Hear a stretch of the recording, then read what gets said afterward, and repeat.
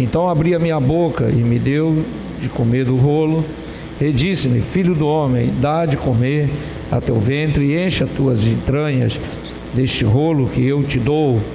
Então comi, e era na minha boca doce como mel. Versículo 4: e disse-me: filho do homem, vai e entra na casa de Israel e dize-lhes as minhas palavras. Glórias a Deus, aleluia. Então, irmãos, nós encontramos aqui no capítulo 3, Deus dando a Ezequiel, naquela visão, mostrou para ele aquilo que ele deveria profetizar, né? Então esse livro que foi mostrado para ele era as mensagens que ele iria transmitir para o povo de Israel. E o Senhor disse para Ezequiel que comesse. Então aquela visão estava falando, meus queridos, que ele deveria se alimentar, né, para poder transmitir a mensagem. Isso quer dizer, irmão, na prática, que ele iria ouvir a palavra, deveria guardar aquela palavra, né, e diligentemente entregar aquilo que Deus estava ali ordenando que entregasse. E assim como Deus fez com Ezequiel, semelhantemente é o que Deus faz conosco, né? Ele nos dá o conhecimento da sua palavra para que nós possamos, né, ensinar, para que nós possamos pregar, né? Quer dizer, o ensino, a pregação, e venhamos a evangelizar, que são as três, né, metas principais da igreja: evangelizar, ensinar, né, e pregar a palavra. Louvado seja Deus. Então, pregar a palavra é para um grupo, né, que esteja ali ouvindo. Evangelizar já é uma coisa mais pessoal, né? A gente fala de Jesus para uma pessoa e Deus nos dá a palavra que vai de encontro à necessidade daquela pessoa, né? E ensinar fala de uma forma mais didática, né, do ensino da palavra, como tem na escola dominical, né, também no curso de doutrina também, né? Então são as três coisas principais, os três pilares, né, da obra de Deus aqui na terra. E Deus chamou Ezequiel, irmão, com a missão de chamar o povo de Israel a um arrependimento. Porque, irmãos, a dureza do povo de Israel, do coração do povo, era de tal forma, irmão, que nós vimos no livro de Jeremias, quem acompanhou os estudos, né, do livro de Jeremias, viu a dureza de coração daquele povo antes da invasão do exército Nabucodonosor a Jerusalém, a destruição final, né? E depois que veio a primeira investida, veio a segunda, e eles continuaram, né, duros de coração, não ouviram aquilo que Jeremias falava, e outros profetas também, porque Deus mesmo disse que levantava os profetas, né, de madrugada, despertavam eles de madrugada, né, e eles acordavam cedo, buscavam ao Senhor, depois saíam anunciando, né, a palavra do Senhor, avisando ao povo a destruição que estava vindo e convocando o povo ao arrependimento. E o povo não deu ouvido, até que se cumpriu, né, aquilo que Deus havia dito que aconteceria, e veio a destruição, veio o cativeiro.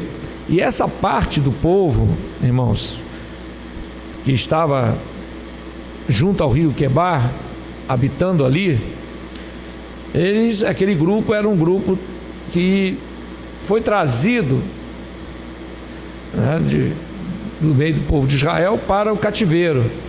E nem assim, irmãos, estavam se voltando para Deus como deveria. Tanto é verdade que Deus deu aquela visão no capítulo 1, e aquela visão fala do compromisso, vamos dizer assim, Deus reiterando o seu compromisso com o povo de Israel, dando aquela visão, né, a qual, assim como a arca de Deus lá que Deus mostrou para Moisés, e aqui Davi quis levar e levou, né, para Jerusalém, era um símbolo da presença de Deus no meio do povo de Israel. Deus mostrou aquela visão, né, a qual, se estudarmos com bastante calma, como fizemos às sextas-feiras anteriores, a arca foi feita com semelhança daquela visão, e aquela visão é algo que existe, não foi apenas uma visão, aquilo existe lá no céu, aqueles seres viventes, nós sabemos que eles existem, tanto é que eles aparecem, né, lá no livro do Apocalipse, eles aparecem lá. Então, irmão, Deus confirmando que ainda era com o povo de Israel, mesmo quando o povo de Israel rejeitou o Messias, a nosso Senhor Jesus Cristo. O apóstolo São Paulo diz na carta aos Romanos, ele faz uma pergunta: porventura Deus rejeitou o seu povo? Ele diz: de modo nenhum. Mas Israel, irmãos, teria que dali para frente passar por situações para poder um dia, e esse dia vai chegar, em que eles farão um concerto definitivo com Deus, né? E ali vai se estabelecer o milênio, e o povo de Israel vai desfrutar de uma plenitude de comunhão com Deus. Então, irmãos, aqui nesta terra, né? Então, Deus reiterando, mostrando para Ezequiel, querendo dizer: eu ainda sou com o meu povo, porque Deus, irmãos, a Bíblia diz, mesmo que sejamos infiéis, Ele permanece fiel, não pode negar-se a si mesmo, né? Mas isso não é respaldo para nós sermos infiéis, não, né, irmão? Não sejamos fiéis, Ele permanece fiel, Ele continua fiel. Só que quando Ele diz que o infiel vai para o inferno, vai mesmo, porque Ele é fiel. Então Ele é tão fiel que Ele garante a salvação, o que depender dEle, mas também garante o inferno para os rebeldes, né? Então a fidelidade dEle é completa, né, irmão?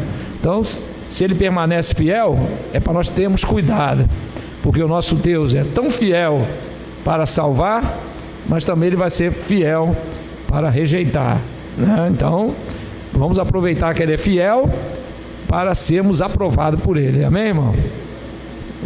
Então é para isso, a fidelidade de Deus é para nós vivermos uma vida de arrependimento, uma vida de santificação, uma vida na presença do Senhor, porque Ele é fiel. Quem dá glórias a Deus porque nosso Deus é fiel? Glória a Jesus. Então, mesmo que sejamos fiéis, Ele permanece fiel, Ele está lá esperando a gente se arrepender, está lá esperando a gente se posicionar. Então Ele é fiel, glórias a Deus. Então não é respaldo, Ele é fiel, então vamos andar de qualquer jeito, porque Ele é fiel. Mas não é assim, né? É uma interpretação meia fora da realidade. Glórias a Deus, daquilo que Paulo está dizendo. Ele está querendo dizer que mesmo que sejamos, Ele permanece fiel a nós na sua palavra e quer que a gente se posicione. Mas se formos infiel, também vamos pagar o preço também, né? Glórias a Deus. Então, irmão, Deus mostrando para o povo de Israel que no capítulo 1 que mantinha a sua posição, aguardando o povo de Israel se arrepender. E por isso, irmão, Deus levantou Ezequiel para que trouxesse o povo de Israel a um arrependimento. Mas nós começamos a observar, irmão, que esse povo, irmãos, esse grupo que foi tirado lá do cativeiro, trazido, né, ao cativeiro, tirado lá do meio do povo de Israel, continuava com a mesma posição de dureza de coração, de rebeldia. E isso é algo que até espanta, né, irmão? Depois de todas aquelas situações que o povo de Israel passou, né, no cerco que o Império Babilônico impôs, era para eles terem feito um concerto com Deus, vendo que as coisas estão se cumprindo, que aquilo que os profetas estavam dizendo estava se cumprindo, e nem assim, irmãos, se posicionaram. É algo que nós devemos, irmãos, ter o cuidado, né? Ter cuidado no sentido, né, de nós atentarmos para as coisas que a palavra nos fala para as coisas que o Espírito de Deus fala, aquilo que é dito, né? Inspirado pelo Espírito Santo. Por quê, irmão? O que acontece? O povo de Israel, mesmo ouvindo as palavras de que vinha a destruição, mesmo passando pela situação, ainda continuava na mesma posição. Isso mostra, irmão, uma dureza de coração. Por isso Deus disse: e casa rebelde. Casa rebelde. Eu fico às vezes, irmão, pensando, analisando, né?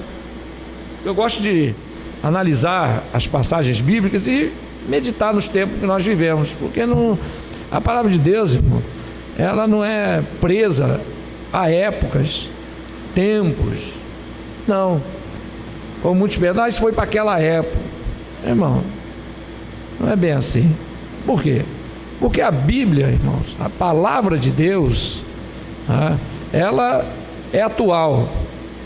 Ela, quando nós a lemos, mesmo naqueles fatos que aconteceram há 3.000 anos atrás, até mesmo 4.000 anos atrás, eles foram registrados, irmãos, para ensino nosso. Então são palavras eternas, palavras que são atuais. Não se aplica apenas ao povo daquela época, aplica a nós também, né? Por quê? Porque o nosso Deus é o mesmo, o ser humano continua sendo o mesmo. Então, irmãos, as situações se repetem, os fatos se repetem. Existem alguns filósofos que dizem, né, que as histórias que acontecem no dia a dia, na humanidade, né, as histórias sempre se repetem. Nada, uma coisa que aconteceu nada mais é do que repetição de coisas que já aconteceram, simplesmente voltaram a acontecer de uma outra maneira, mas o fato é o mesmo. Então é uma realidade, né? Então os fatos se repetem. Pegamos histórias dos povos antigos, o que levou aquele povo a uma destruição. Por exemplo, vou citar um exemplo: a queda de Babilônia. O que levou à queda daquele império? Foi que eles conquistaram o mundo inteiro naquela época, estabeleceram um reinado, né? Nabucodonosor conquistou isso, um reinado inabalável. Veio o que? A acomodação.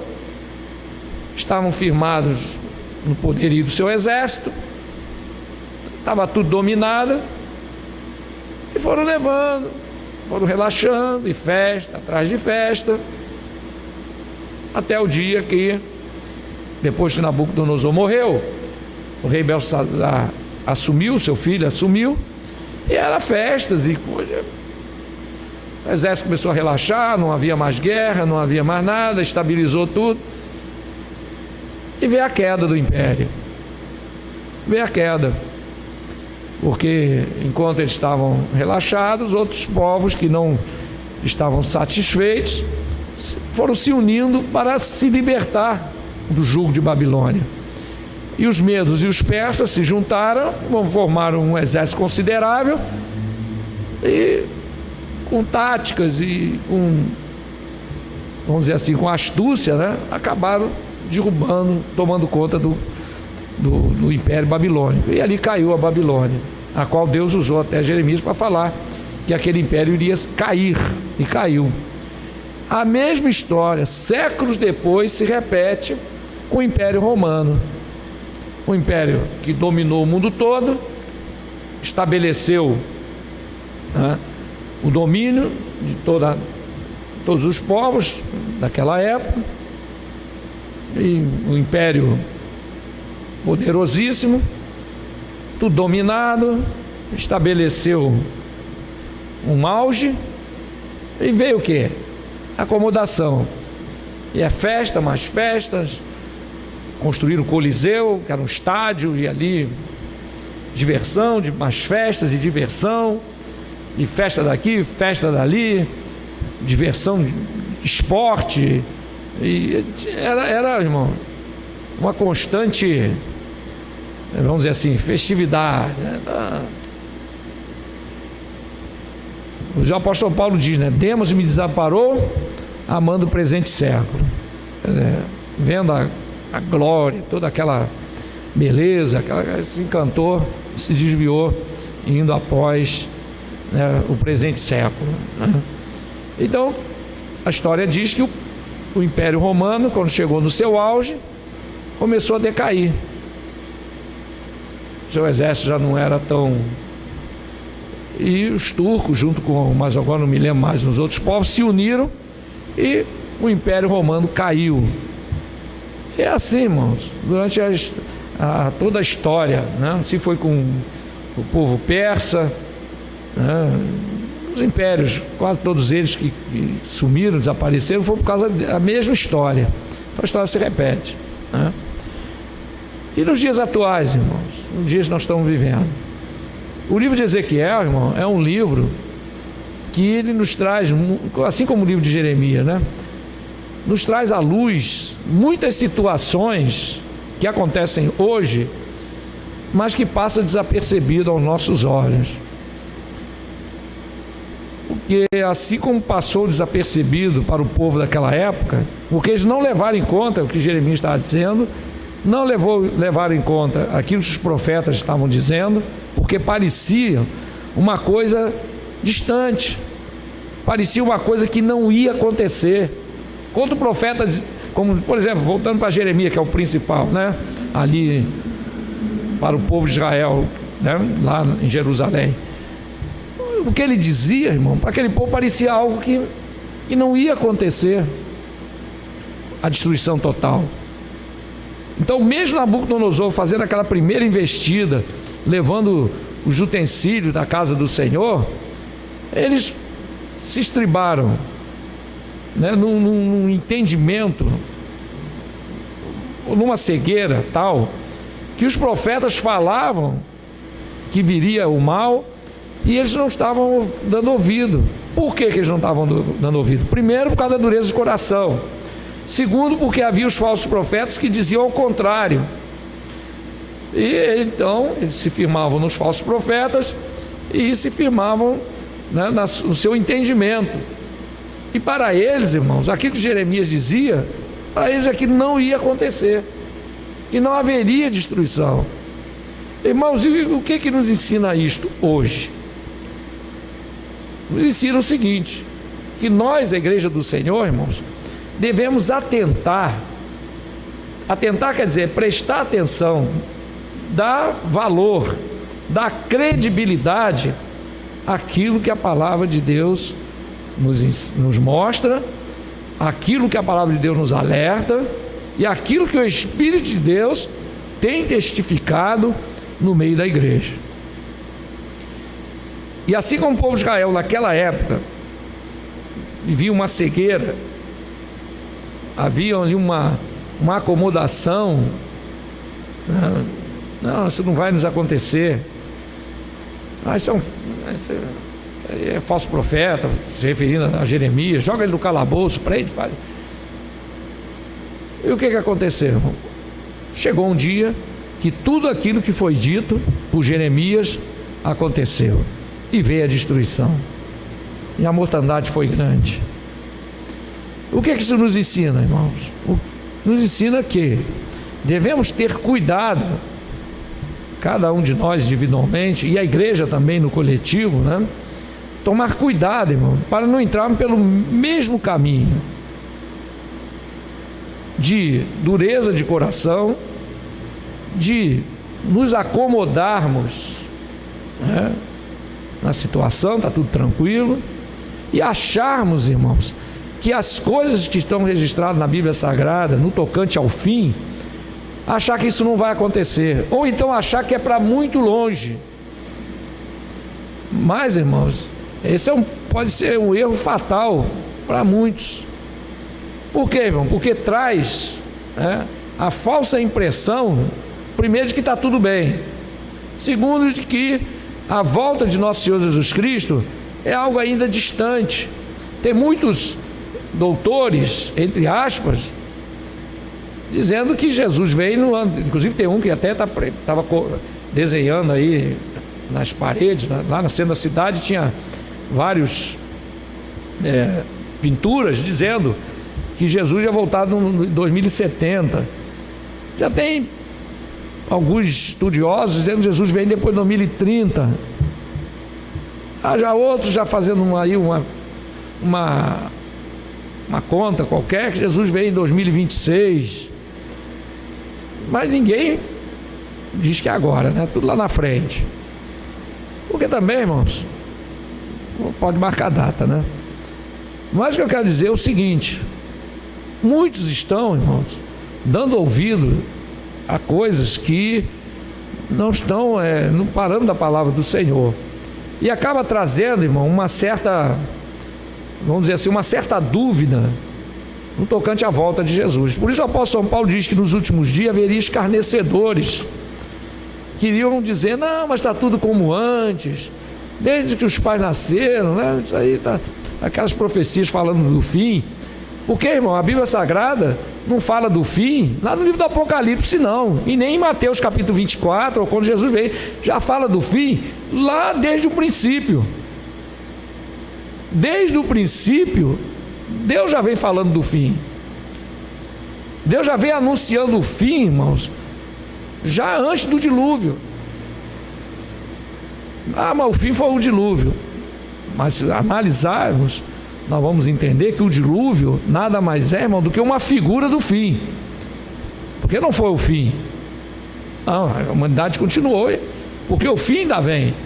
Mas o nosso Deus é aquele que anuncia o fim desde o princípio. Então, quando nós vemos o caso que aconteceu do arrebatamento de Enoque, o próprio dilúvio, e o que aconteceu com Sodoma e Gomorra, e todos os fatos que falam de uma destruição, por exemplo, como o caso da Torre de Babel, tudo isso são figuras, irmãos, que apontam para o fim mesmo, o fim de todas as coisas. E o apóstolo Paulo diz que o fim de todas as coisas vem. E o fim de todas as coisas começa aonde? Com o arrebatamento da igreja. Aí começa o fim. Porque quando a igreja for arrebatada, aí começa o processo do fim. Aí vem a grande tribulação, 7 anos. Aí começa a vir o fim. Primeiro o fim da dispensação da graça, depois o fim para a humanidade do jeito como ela é hoje, né? Aí vem o milênio, e depois propriamente o fim dessa estadia do homem aqui na terra. Aí nós entramos na vida eterna, aí já é outra história. Mas Deus deu ao homem, irmão, 6.000 anos para habitar e comandar essa terra. Deus deu ao homem, foram 6.000. Assim como Deus trabalhou 6 dias, Deus deu 6.000 anos para o homem. No 7º dia, Deus descansou. A humanidade vai descansar no 7º dia, que é o milênio, que é a 7ª dispensação. Então Deus tem um plano traçado. Agora, irmãos, para a igreja, nos dias em que nós vivemos, a igreja deve estar alerta do tempo que nós estamos vivendo, que é um tempo, né, que antecede, irmão, o fim, o arrebatamento da igreja. E nesses últimos dias, irmão, conforme vai se aproximando o arrebatamento da igreja, o Espírito de Deus tem testificado da volta de Jesus. A palavra, irmãos, nos aponta para isso, nos ensina, nos fala, né, do posicionamento que devemos ter. E o que está acontecendo, irmão? Assim como já está dito na palavra do Senhor, que antes do arrebatamento da igreja viria uma apostasia, e esse momento, irmão, de apostasia é o que nós estamos vivendo. Então, assim como o povo de Israel viveu aquela fase de apostasia, se afastando de Deus, veio a primeira investida na Nabucodonosor, e os profetas avisando para o povo se consertar, para o povo se preparar, que Deus poderia desfazer todo aquele mal que estava para vir, mas se o povo não se arrependesse, o mal viria. A mesma coisa está acontecendo hoje, irmão. A palavra de Deus está nos exortando que o fim está chegando, que uma destruição vem, que Jesus vai arrebatar a sua igreja, e assim como foi no tempo, né, de Jeremias, de Ezequiel, o fato acabou acontecendo, hoje também, irmãos, esses fatos vão acontecer. Jesus vai arrebatar a sua igreja. vem a grande tribulação, vem a destruição para este mundo, irmão. Uma tribulação tal que nosso Senhor Jesus Cristo disse como nunca houve e jamais haverá. Isso vai acontecer.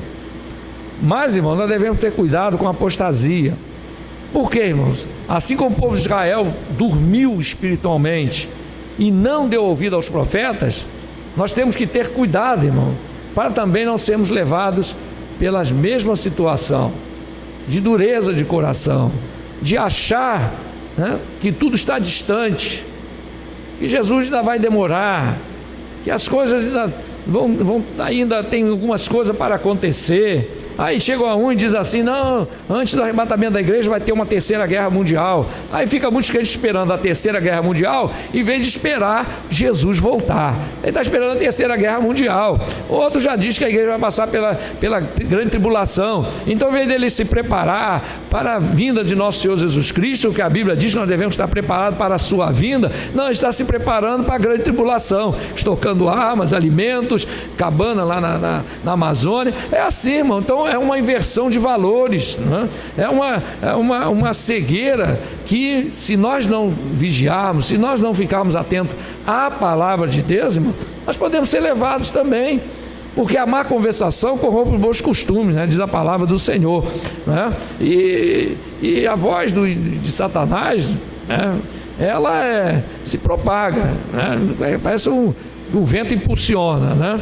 Quando no tocante à palavra de Deus, irmão, a coisa parece que é mais truncada, né? O homem já ouve, já há uma resistência, mas quando a voz é falsa, né? Quando a voz vem da parte do diabo, uma falsa doutrina, um falso ensinamento, né? Aquilo se alastra numa rapidez muito grande, é impressionante. Então é assim.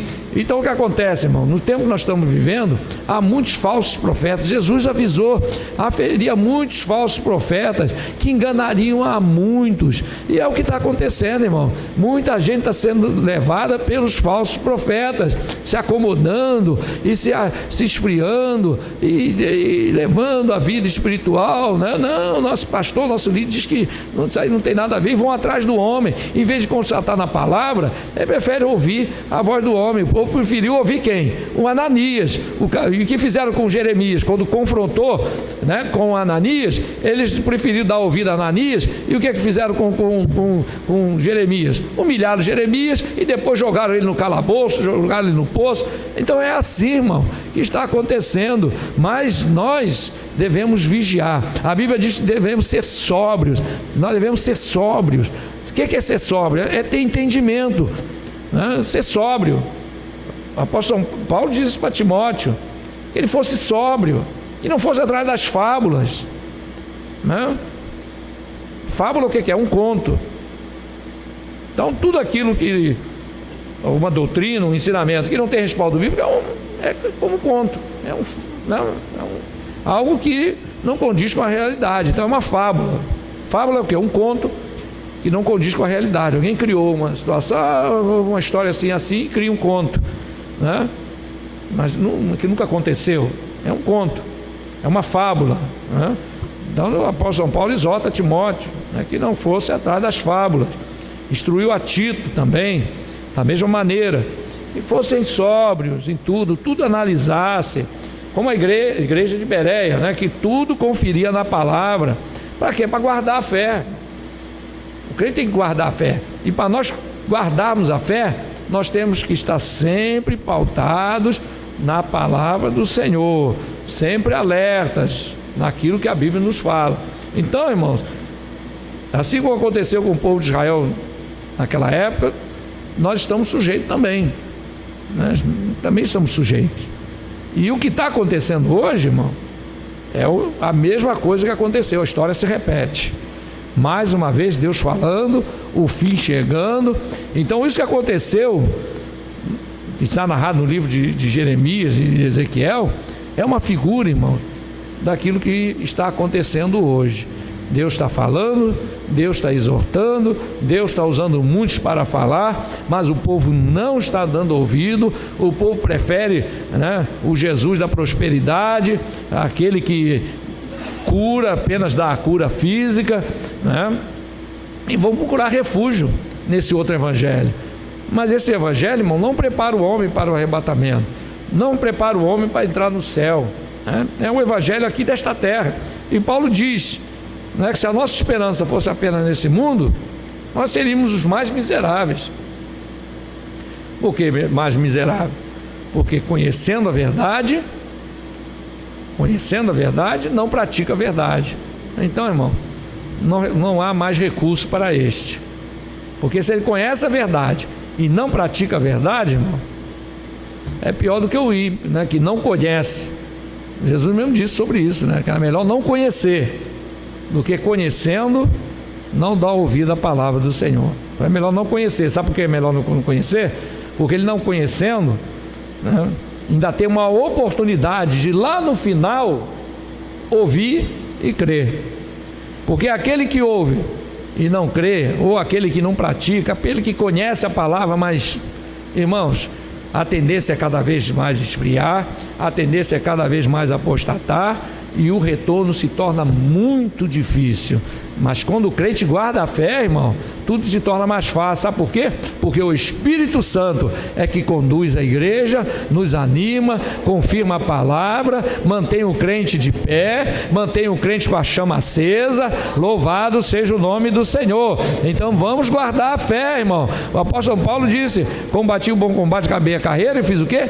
Guardei a fé. Então, infelizmente, muitos não estão guardando a fé.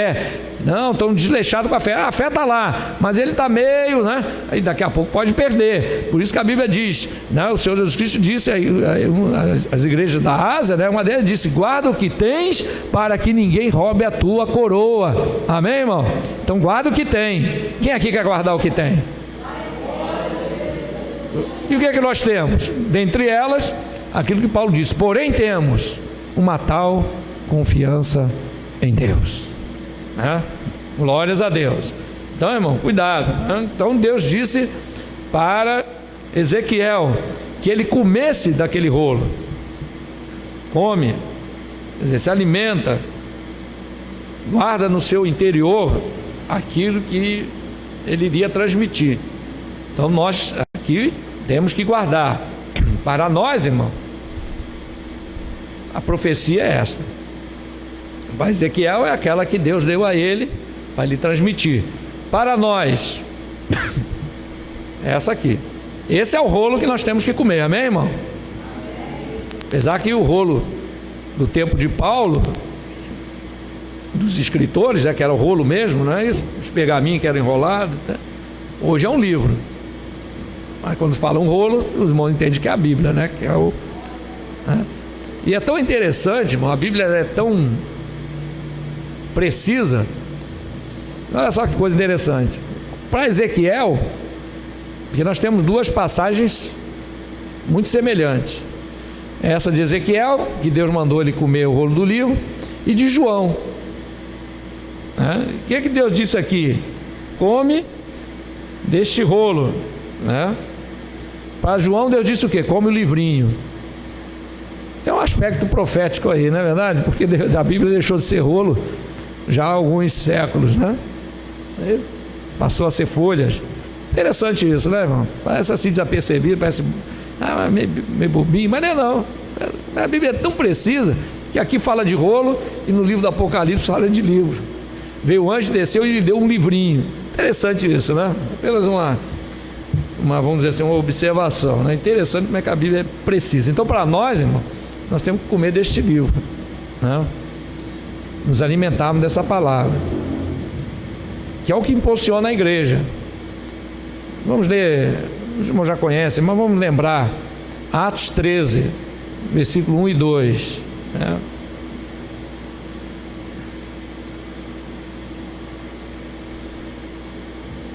Porque muita gente diz assim: mas Paulo já chegou, né, na igreja fazendo muita coisa. Não, irmão. Tem muita gente que pensa que Paulo, depois que Ananias orou por ele e ele foi curado da vista, né, ele já saiu pregando e curando, fazendo. Não, irmão. Fazendo a obra. Foi bem assim, não, irmão. O apóstolo São Paulo diz que antes de começar o seu ministério ficou 3 anos no deserto. Deserto não quer dizer lá no meio da areia, não. No deserto quer dizer no lugar afastado, meditando nas Escrituras, analisando tudo direitinho. E dali Paulo saiu? Ainda não. Lê o que está escrito em Atos 13, versículo 1 e 2. O que a Bíblia diz?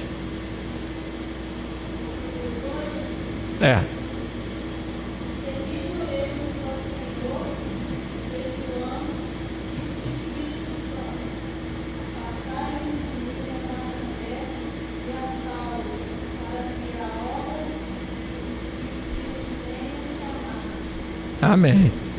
Então, o que Paulo, antes de sair para as missões, irmão, além de passar 3 anos ali meditando na palavra, estudando todas as Escrituras, porque Paulo, irmão, ele era um homem de família rica, né?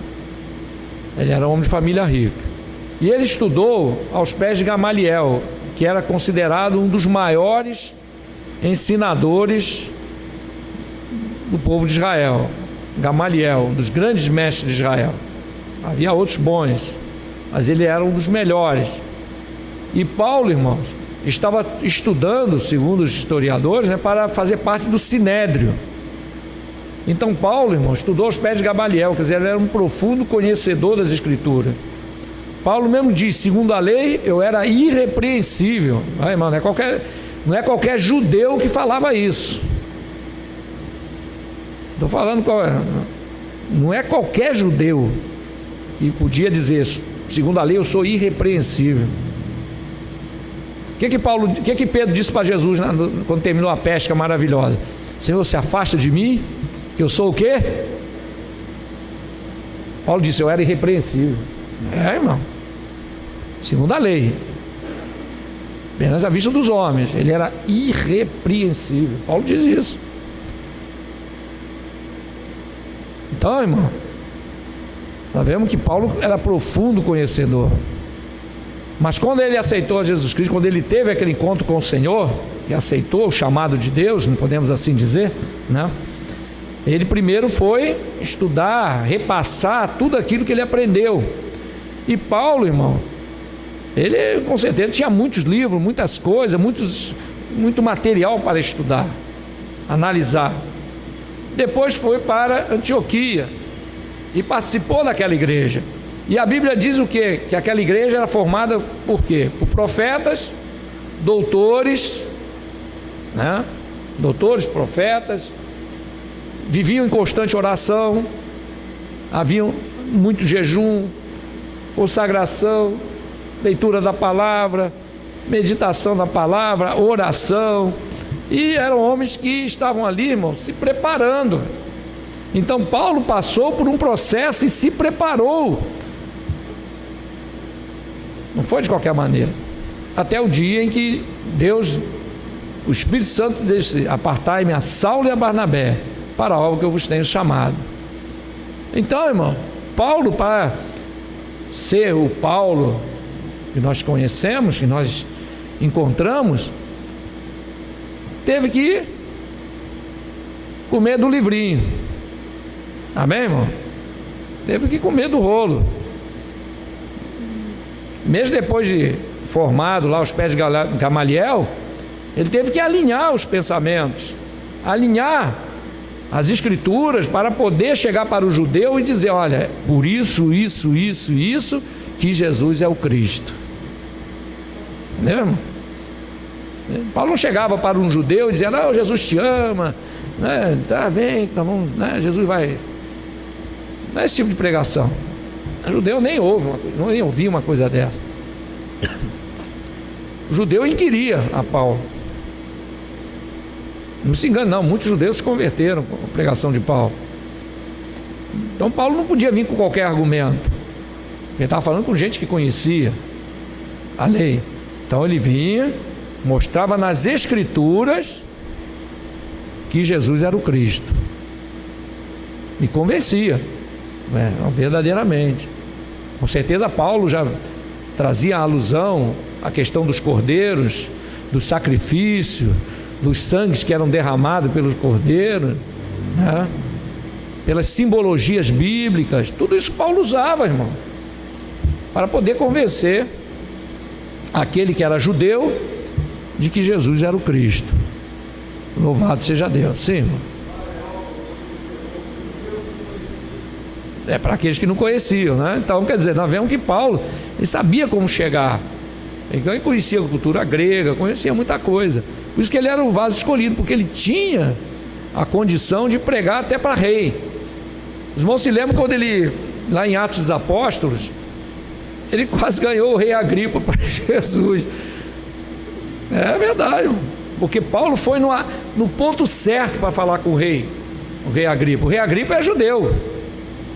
Né? Atos, eu não tinha anotado, mas de improviso, mas vamos ver se nós achamos aí, os irmãos podem me ajudar. Lá em Atos, quando Paulo é levado perante o rei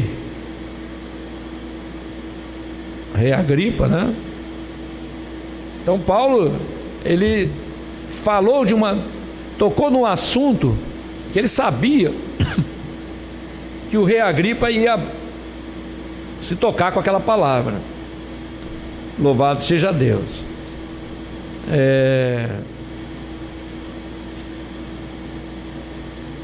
Vê se não encontro Paulo.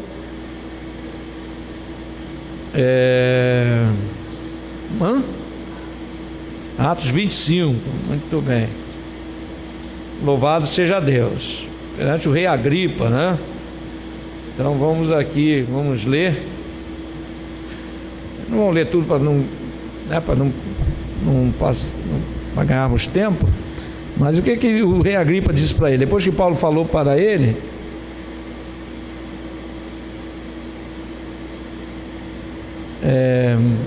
versículo, hein? Não, quando o rei Agripa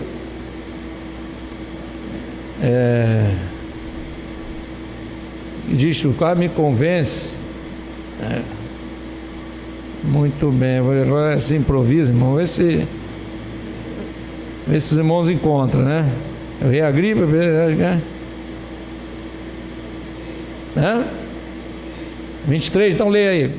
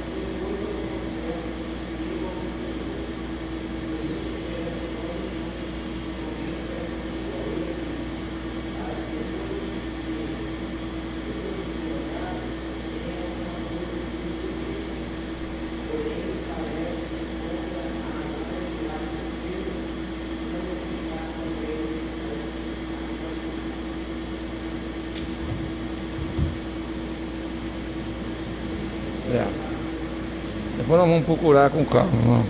Eu estou tendo a dúvida se é o rei Agripa ou se é o Félix. Ele foi perante dois, né? O rei Agripa e o Félix, né? Que disse, né? Quase você me persuade a ser um cristão. Agora me fugiu, né, irmão? Qual dos dois reis que disse isso? Depois, irmãos, que encontrar depois a gente vamos ler essa passagem, né? Então Paulo, irmãos, voltando aqui, ele se preparou. Ele 26, 27, 26, 28. Muito bem, vamos ver se é. Glória a Deus.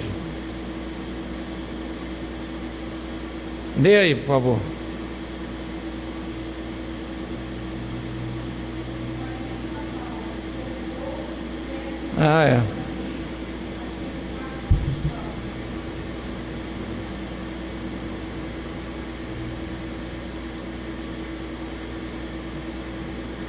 Contou aí? Não, é o 28. É isso mesmo. Atos 26, 28. Pode ler. Atos 26, 28. É o rei Agripa mesmo, né? Mesmo. Vou ler. Versículo 27. Atos 26, 27. Crês tu nos profetas, ó rei Agripa? Bem sei que o crês. Quer dizer, Paulo sabia onde estava tocando, né? E disse Agripa a Paulo: por pouco me queres persuadir a que me faça cristão. E disse Paulo: porventura provera a Deus que, ou por pouco ou por muito, não somente tu, mas também todos quantos hoje estão ouvindo, se tornassem tais como eu sou. Pois não é, irmão? Então, cristão, irmão, crente, tem que comer deste rolo. Amém, irmão? Glória a Deus. Por quê? Para ensinar, para mostrar a este mundo, para mostrar aos crentes, né, que a verdade é essa: Jesus está voltando. A irmã Sônia, pregando aqui domingo passado, se não falha a memória, ou retrasada, ela disse que hoje é tempo não só de pregar para os que estão lá fora, mas para pregar para os que estão aqui dentro. Alguém se lembra dessa palavra? Né? E é verdade, irmão, porque há muita apostasia, né? E é como se fosse uma névoa que empana, que escurece os entendimentos. As pessoas não conseguem discernir a realidade da palavra de Deus. Teve uma que ficou indignada, né? Porque na igreja dela o negócio é meio solto. Não. Aí acha que a igreja que segue a doutrina da palavra de Deus é doutrina de homem, aquilo é de homem, aquilo, o negócio é solto do jeito que ele acha que é, e não é assim, não. Então as coisas têm padrão, nosso Deus tem padrão, nosso Deus tem as suas regras. Então ele estabelece um padrão, e aquele padrão é aquele ali, irmão. Deus não muda, mas alguém acha que é diferente. Vai pagar o preço lá na frente. É o que leva o crente a isso, o espírito de engano. O espírito de engano que leva a cegueira. Pois a Bíblia diz: haveria os espíritos enganadores, eis que nos últimos dias muitos apostatarão da fé, dando ouvido aos espíritos enganadores e à doutrina de demônios. E é o que mais tem, irmão, hoje. Cada vez que passa, mais e mais as doutrinas bíblicas estão desaparecendo. O povo vai enxertando o que é humano, vai enxertando aquilo que é carnal, aquilo que é diabólico, porque atrás da carne vem o Senhor dela, e vai assim, irmão, e as coisas vão sendo levadas, e a apostasia está em vento em popa, e muitos não estão vendo. Então aquilo que era antes louvor a Deus, hoje é exaltação do homem.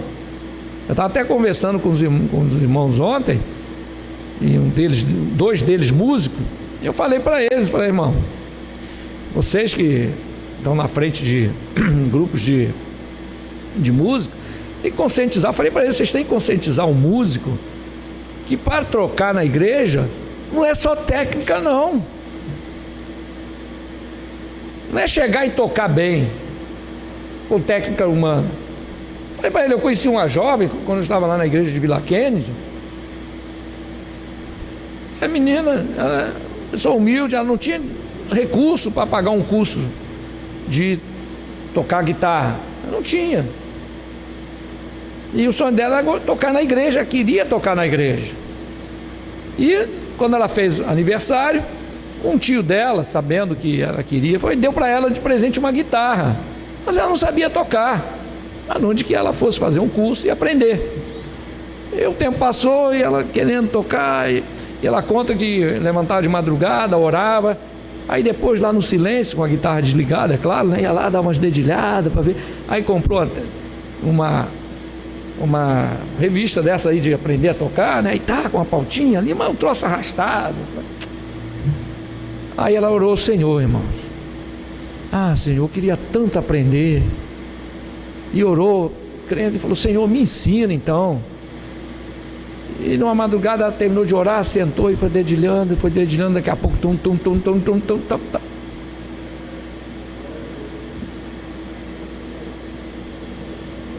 E numa vigília, lá na congregação de Vila Kennedy, estava lá os jovens participando da vigília, né?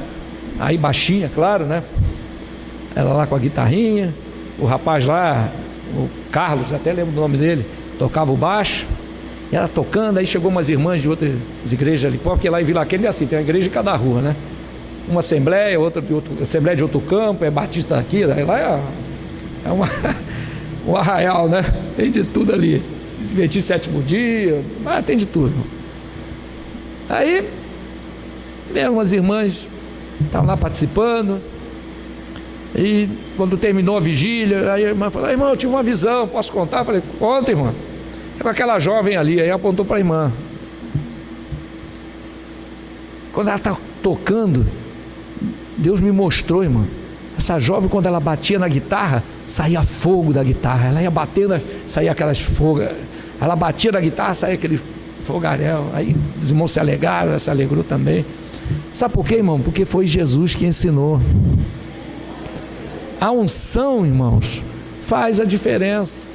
Aí eu contei isso para os dois e falei: irmão, vocês têm que dizer para os músicos que eles não têm que sentar ali e achar que toca, ou que fez curso não sei aonde e tocar bonitinho. Eles têm que aprender que tocar na igreja é um ato espiritual. Os irmãos concordam, irmão? Cantar para o Senhor, irmão, tem que ser algo espiritual. Adorar a Deus em espírito e em verdade. Não adianta: eu fiz curso de canto. Não adianta fazer curso de canto. Canta bonito, tudo bem. Mas aquele, irmão, que cantando muito bem, ou não tão bem assim, mas que tem a unção de Deus e está cantando para Jesus, irmão, é diferente. Glória a Deus, aleluia. Muito bem. Aqui diz, irmão, a palavra do Senhor: come deste rolo. Versículo 4: Deus mandou que ele fosse e levasse Deus disse para ele: leve as minhas palavras.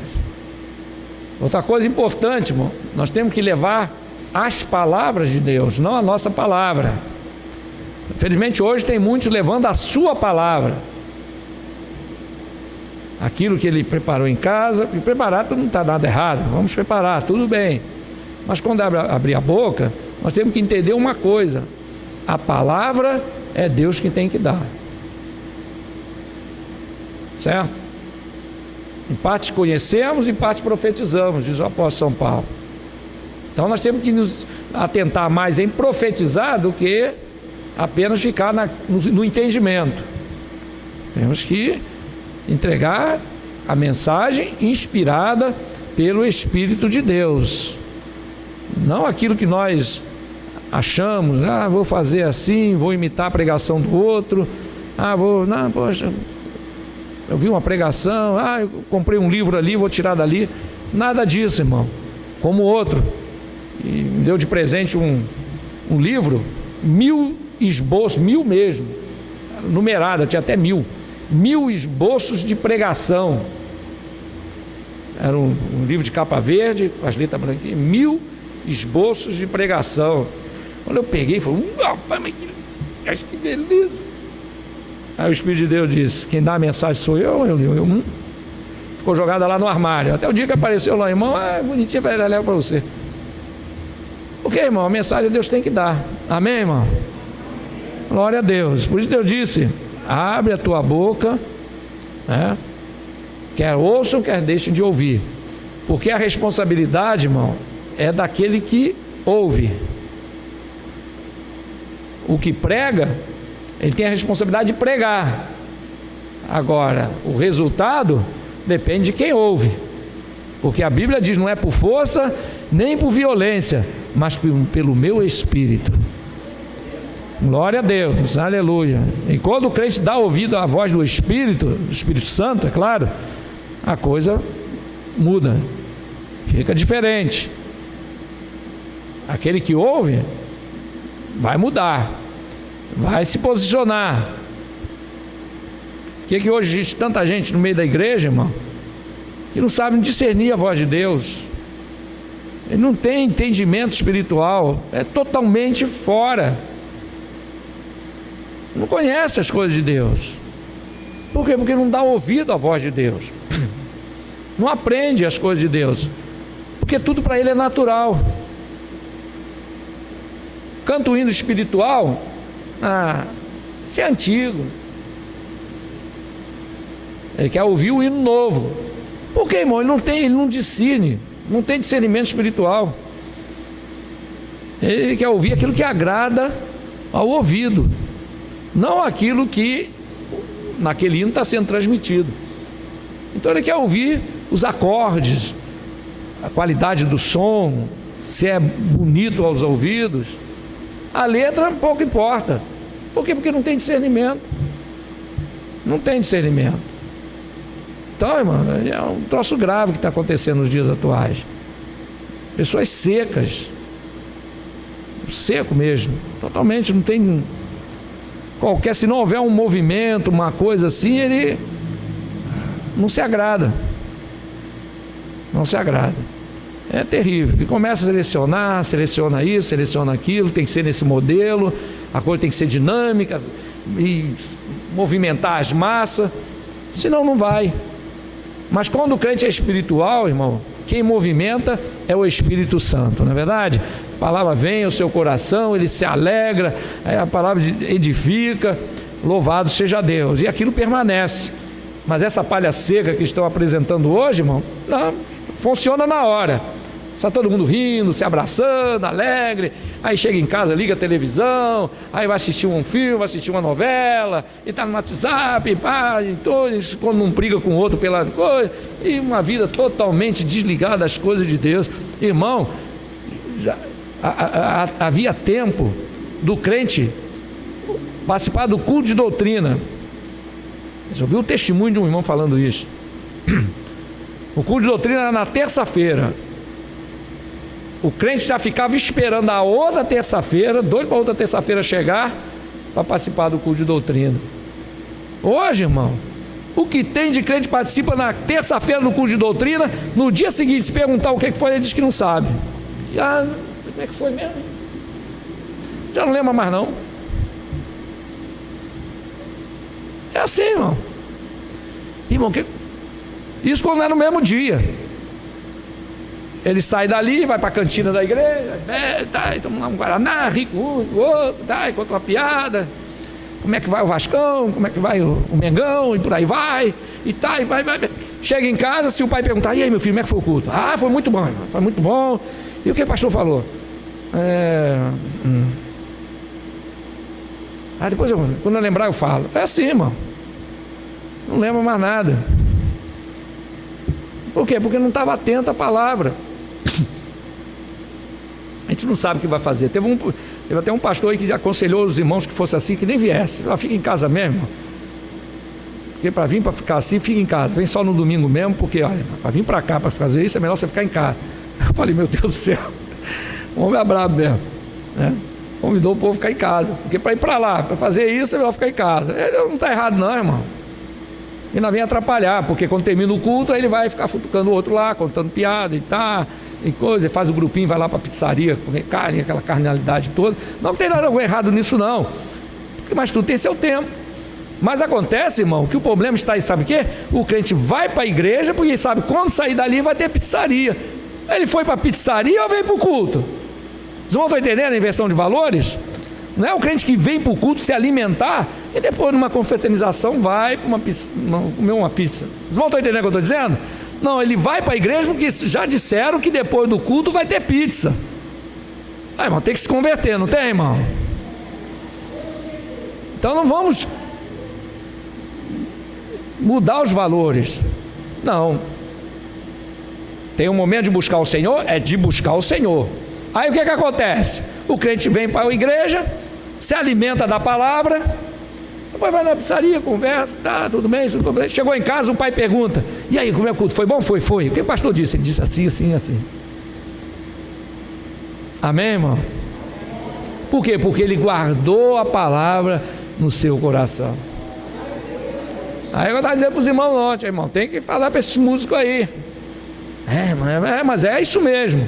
E tem outra coisa, tem muitos lá que pensam que toca muito e não toca nada. Outro, ficou de cara feia, não gostou muito não. Não sei se ele é um deles, né? Mas é real, irmão. Ainda acha que toca muito. Toca muito ou pouco, mas se ele toca para Jesus, irmão, pode ter certeza. O som bate bem aqui no ouvido da igreja, amém, irmão?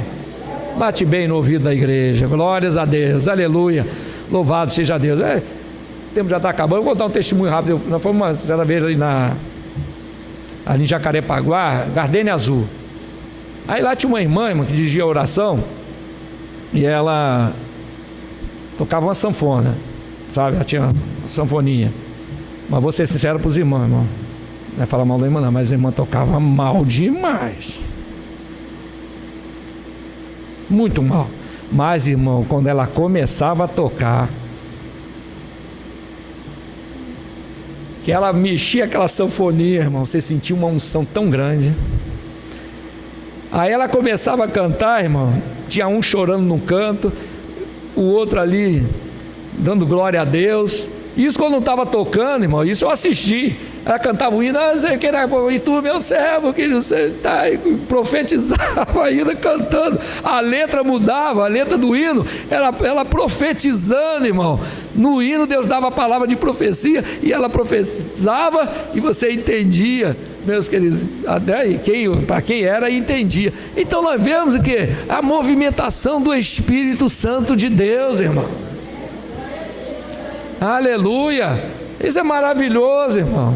O movimento do Espírito é aquela coisa espontânea, não é aquela coisa mecânica, não, aquilo é espontâneo, né? O Espírito de Deus vai falando, o Espírito de Deus vai agindo, aleluia. Isso, meus queridos irmãos, nós temos que resgatar, não é verdade? Estou falando aqui de começar a meninice, não levanta, e roda, e vem. Não estou falando dessas besteiras, não. Eu estou falando de coisa séria, né? Deus dá a palavra mesmo, Ele pode até levantar, vai lá, entrega a mensagem, meu servo, e tudo bem, uma coisa séria, uma coisa vindo de Deus. Agora aquela coisa, irmão, aleluia, o que você vê que é da carne, não, isso aí não, isso aí pode ficar, descer a escada e voltar de onde veio, que carne é ali, ó, naquela churrascaria, lá tem muita carne, né? Aqui não é lugar de carne não, é lugar do Espírito, o Espírito de Deus, aleluia, louvado seja Deus. Então visão, revelação, isso é o movimento do Espírito Santo, irmão, aleluia. Mas para isso temos que comer de quê? Do rolo deste livro, amém, irmão? Glória a Deus, aleluia, louvado seja o nome do Senhor. Então come, aleluia, deste rolo, louvado seja Deus. Irmão, eram 5 tópicos, só deu para ir no primeiro, mas Deus, aleluia, é aquele que fala aos nossos corações, e quem tem ouvido, ouça o que o Espírito Santo diz à igreja. É tempo de, meus queridos irmãos, mergulhar mais fundo, aleluia. Deus diz para Ezequiel, filho do homem, caminha mais 1000 côvados, e ele caminhou e teve que atravessar a nado. É tempo, meus queridos irmãos, de nós nadarmos mais, aleluia, de nos aprofundarmos mais, de buscar mais de Deus, aleluia, pedindo ao Senhor, aleluia, para nos ensinar, para nos esclarecer a sua palavra, buscar de Deus mais espiritualidade, aleluia, mais entendimento espiritual, porque entendimento mental tem muito, mas nós precisamos de entendimento espiritual, entendimento dado pelo Espírito Santo, aleluia. E por isso, meus queridos irmãos, a igreja, aleluia, primitiva, era uma igreja dinâmica, louvado seja Deus, uma igreja, aleluia, que se movimentava na unção do Espírito Santo, aleluia. Filipe foi para Samaria, e de lá o Espírito de Deus disse, vai para a estrada de Gaza, que é deserto. Depois o Espírito o arrebatou, levou até Azoto. Assim Pedro também saiu, os apóstolos todos se movimentaram, aleluia, na direção do Espírito Santo, aleluia. Em cerca mais ou menos de uns 30 anos, irmão, aleluia, toda aquela aquela humanidade daquela época, daquela região onde a humanidade se concentrava, já tinha ouvido falar de um homem que morreu na cruz do Calvário para nos livrar dos nossos pecados, aleluia. E Paulo diz, esse evangelho já foi, aleluia, proclamado a toda a terra, a todos os homens, aleluia. Alguém, nem que fosse um pouquinho, já sabia que lá no meio do povo de Israel, morreu e ressuscitou ao terceiro dia, e com seu sangue nos fez, aleluia, servos de Deus, filhos de Deus, pelo poder do sangue que Jesus Cristo derramou na cruz do Calvário. Irmão, aleluia, vamos mergulhar mais um pouco, vamos mais adiante, aleluia, vamos mais fundo, porque Deus tem coisas grandes ainda para revelar a cada um de nós, aleluia. Louvado seja Deus. Quem quer mais um pouco de Deus? Quem quer mais? Aleluia, louvado seja Deus, aleluia. Vamos ficar de pé, irmãos, são 8h05, vamos encerrar. Semana que vem nós vamos dar uma acelerada, né, irmão? Louvado seja o nome do Senhor, glórias a Deus. Mas a porção de hoje foi essa. Quem gostou, coma muito. Se alguém não gostou, coma menos, mas coma. Quem aqui comeu? Nem que foi um pouquinho, comeu. Eu comi um pouquinho. Porque não pensa, irmão, a palavra quando vem de cima, não é só daqui para lá não. A espada, como dizia um certo pastor, o pastor Bernardo Santos, dizia assim, a espada boa, a espada de Deus, ela corta para cá, vai depois cortar para lá. Cortou aí, irmão? A espada cortou por aí? Passou por aqui também. Glória a Deus, amém. Vamos orar então, irmãos, agradecer ao Senhor, aleluia, por esta noite. Daqui a pouco nós vamos ter a mini vigília, louvado seja Deus.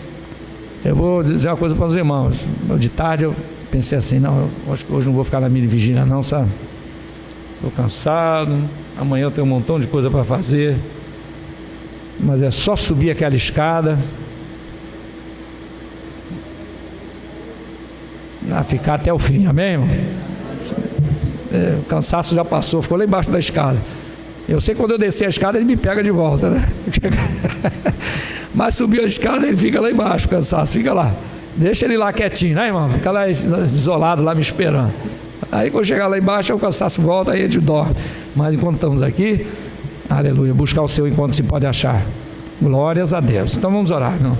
Senhor nosso Deus, o nosso Pai, te agradecemos, ó Deus, aleluia, por esta noite de meditação na Tua santa palavra, a qual, Senhor Deus, nos exortou a todos nós nesta noite, que devemos mergulhar mais, que devemos buscar mais um entendimento espiritual, aleluia, e buscar mais de Ti, Senhor Deus, aleluia, a comunicação contigo, a qual o Teu Santo Espírito venha nos instruir, a nos dirigir, a nos dar entendimento, a nos dar as instruções, para que possamos, ó Deus vivo, fazer a Tua vontade. Pai amado e santo, te peço, Senhor, aleluia, que abençoe aqueles que não poderão ficar, conduz os seus lares em paz e segurança, e nos concede, Senhor, uma noite de comunhão contigo, e assim, ó Pai, os que puderem ficar, possamos sair daqui alegres, felizes, aleluia, orando e buscando a Tua face. Deus amado e santo, te peço, ó Deus vivo, aleluia, que nos conduza aos nossos lares em paz e segurança, e nos concede uma noite de comunhão contigo, que eu te peço em nome de Jesus, amém. E a graça de nosso Senhor e Salvador Jesus Cristo, o amor de Deus nosso Pai e a comunhão do Espírito Santo de Deus seja com cada um de nós, não só hoje, mas para todo sempre. Amém. E a vitória é nossa. E operando Deus. Amém.